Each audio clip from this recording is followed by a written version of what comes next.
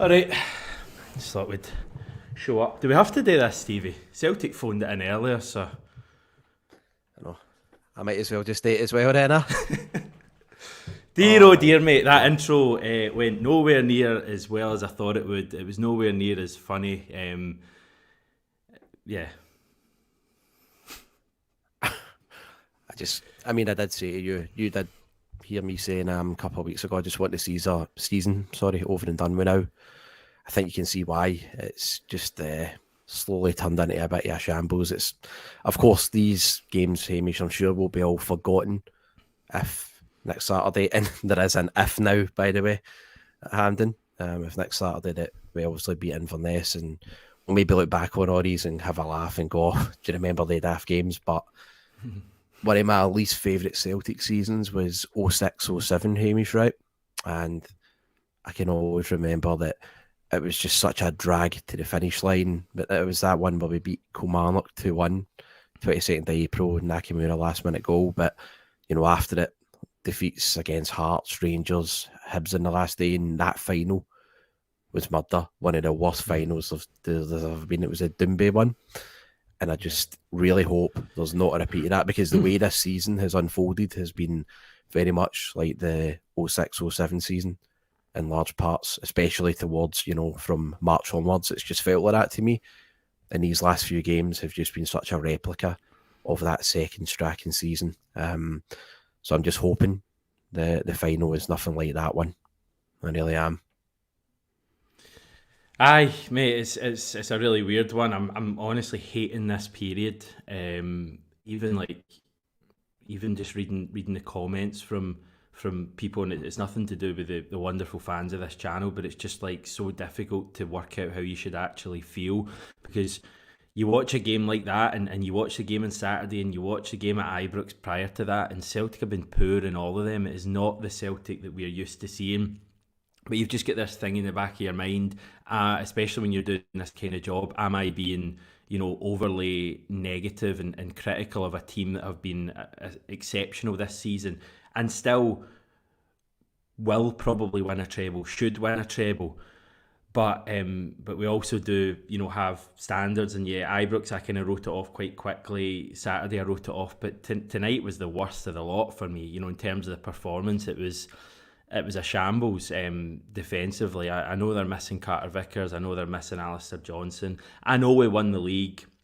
And as you say, in the grand scheme of things, it doesn't really matter.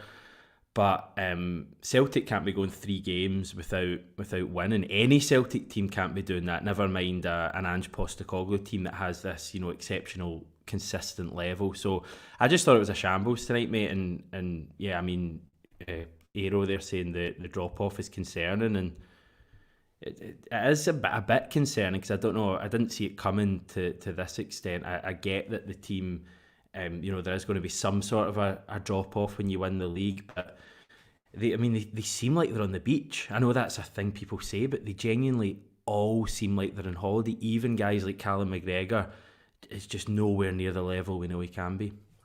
You've just said McGregor there, Hamish. You know what I was saying before the game in the chat we're in. Like, I was astonished. He's playing. Why are we playing Callum McGregor? There's no need. And I know that it's not a narrative to criticise or question Ange, but I'm sorry I did, because I felt the manager playing Callum McGregor was needless in a game like tonight.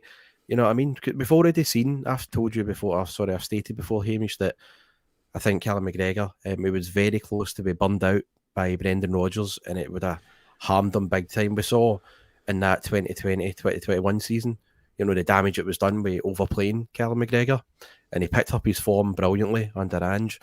But this season he's played, that, for example, just there tonight, his performance was abysmal. Like, he was way off it, you could dare say, for the first goal, for the equaliser too, with Ewan. I mean, a great strike, but Callum McGregor just watches the ball coming down onto his left foot. A fit, sharp McGregor doesn't let that ball drop to him. He's probably nicking it off his toes, you know what I mean? And I'm just thinking, Hamish, and I know that I'm not trying to go overboard, because I'm trying to balance it out and remember he's been exceptional for us a lot of the season, along with CCV and Kyogo and Hatate, right? But in the last few weeks, I don't think I'm exaggerating to say that Callum McGregor's performances have been well below par from what we're used to seeing. And I personally believe a lot of that is down to the fact that he's just, he's not getting rested and he's been overplayed. Games like, you could say that against St Mirren, do we come back and draw? If he's not on the pitch, maybe not, I don't know. But then everybody on the other side is going, well, it didn't matter anyway, so make up your minds with it. I don't think McGregor personally needed to play tonight, and that's just why I'm bringing him up, as you pointed him as one of the poorer performers. Yeah, I mean, I do get that argument. I don't necessarily agree, with all of it, but I wouldn't have had him in the team tonight. My argument for that was not really to do with like fitness levels. It was just that he's been off it lately, and I didn't really see what there was to gain from playing him tonight. Like we didn't play Kyogo, we didn't play Jota, probably a few others that we usually see, but McGregor played, and I mean, as I say, I'm. It's funny because when you do these live videos, you get the live comments coming in, and they're all, people pretty unhappy with what they've just watched, and absolutely fair. And then we'll probably have people watching this afterwards, and when they have a few hours, to maybe digest what's happened and see the bigger picture, the comments kind of vary a little bit. But I mean, my feeling after that is that it just wasn't good enough. I'm not particularly angry or anything, or even I'm not particularly worried about the Scottish Cup final. Still, I think Celtic will be fine. I think we'll up it for that game when it really matters. Maybe I'm naive in thinking that. But I tell you something, I'd be worried if we were playing a bigger team than Inverness. If we were playing an Aberdeen or a Hibs, at Hampden, I'd be concerned about that game. So, yeah, I mean, it was disappointing today. I mean, was there any kind of players in particular that you thought let the team down tonight? I mean, Dyson Maeda was daft, wasn't he, getting sent off? Stupid. Really stupid. There was no need for him to make that challenge. And I think everybody watching it tonight, I know me and you were talking to each other during the game, but not just us.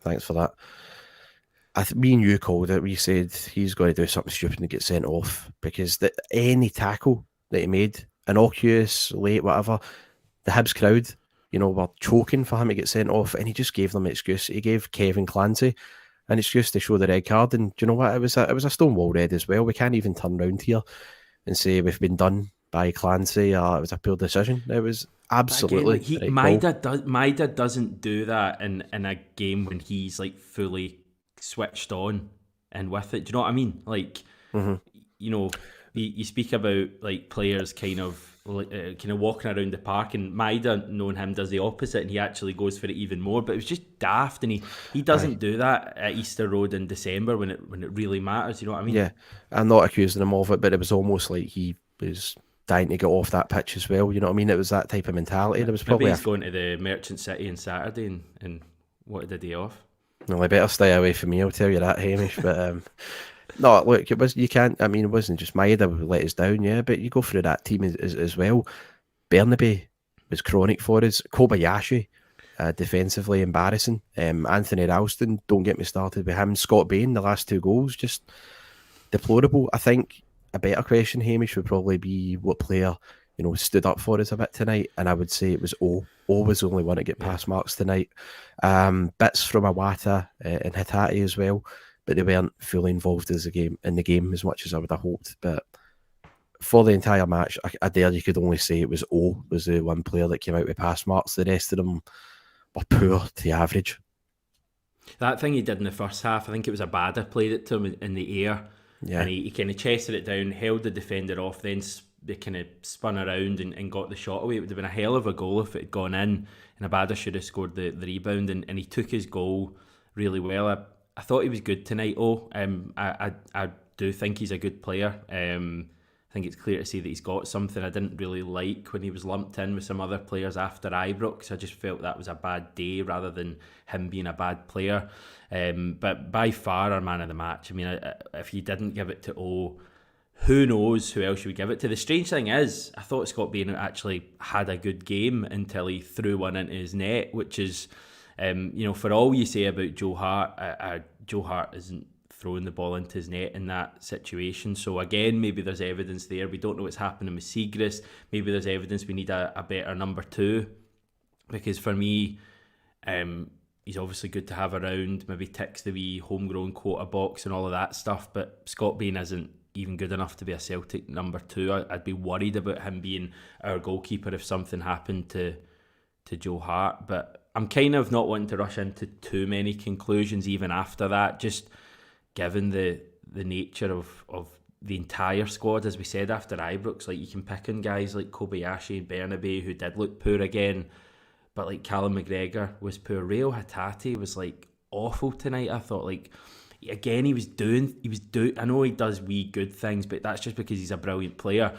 But he was doing things tonight that you were just scratching your head and going, why are you trying that pass? There's one in the second half for Abada, I think, and the pass was never on, and he tried it and he didn't get anywhere, near it. And I'm just like, again, if you were really switched on and with it, you wouldn't be trying that.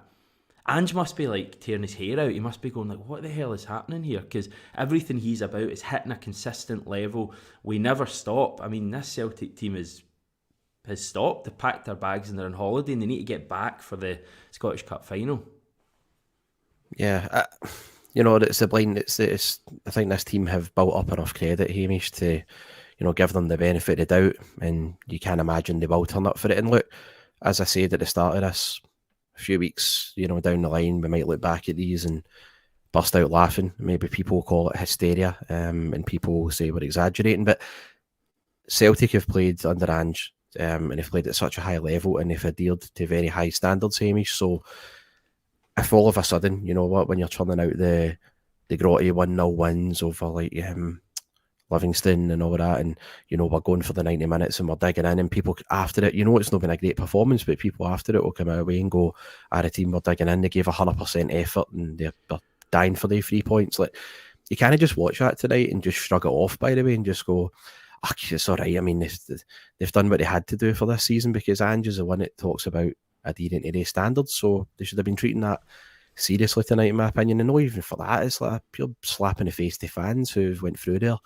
31 quid a ticket, only to see that garbage served up to them. Have that thought, yeah. I mean, it's no fair. It's no fair. And I know you can always say, well, that's what happens, and as a football fan, you take that risk, but you expect to see, at the very least, Hamish, the maximum effort for that football team. And there was quite a few of them, I thought, tonight, that just weren't at it for the first minute, to be honest. And people can say that I'm being over the top with certain players, but I'm just being honest, so that's all. Apparently, I'm the one that's to shut up and listen to Stevie, says Lee. So, Lee, well said. I have been saying this for ages. If only everybody did that. Yeah. Listen, it's my job as the eternal optimist. I don't know how that ever happened. I don't even know if that is the case. But just to look forward, and Saturday's still going to be amazing, and it'd be really good if they got a reaction on Saturday. Surely we're going to get a reaction on Saturday, given that we're probably going to have the starting the first choice starting 11 back out.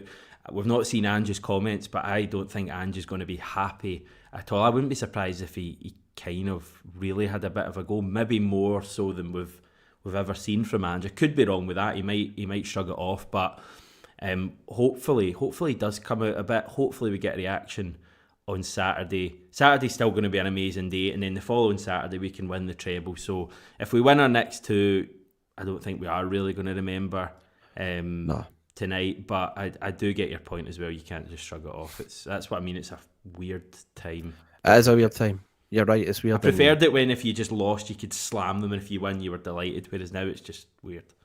You're right, it is a weird one, because as much as I'm dying to go into footed, I'm still like, well, ultimately, am I going to get a sleep tonight? Yes, I will. Am I going to wake up in a bad mood tomorrow? Probably not, no. Keep your smart comments to yourself there, Hamish, but I won't be in a bad mood over this one, you know what I mean? It's frustrating, though, and at times, against Rangers, just annoyed by it. St Mirren, I was just astonished at the levels we stooped to at times, but tonight it was just confusing. I was like, this isn't the team that went to Easter Road, turned them over, when it mattered, of course, but at the same time, it's I was so confused as to how the players could have think some of that was acceptable with what they were turning in, especially in the second half. You genuinely look confused. I'm just lost for words. The second half, it was like do you know the worst part, here's what sums it up, right? See the 11 minutes injury time we got. I wasn't there saying, no, here we can maybe get an equaliser or something for here. I was more worried about the fact that Hibs could score a fifth or a sixth. That's how bad it was. Yeah. I think we're 4-2 down, weren't we? I groaned. I was like that. Yeah. Ugh, you wouldn't just end this. Yeah, well, if you're talking about this, I think we will, mate. I agree. I honestly think we will. I think we'll just move on for this. Yeah, I hate this period because I just know the legends are going to come and watch this in the hours to come, and there's going to be tons of comments saying that we've overreacted, and I can just see it coming, and I get it. But it's like, we do have standards at Celtic. We have standards, and even though we've won the league, maybe at other clubs you win the league, you can go on your holidays and all that, but we don't do that. But anyway, do you give us something positive to sign off with, Stevie? Looking forward to Saturday. Aye, something. The weather's might be nice on Saturday.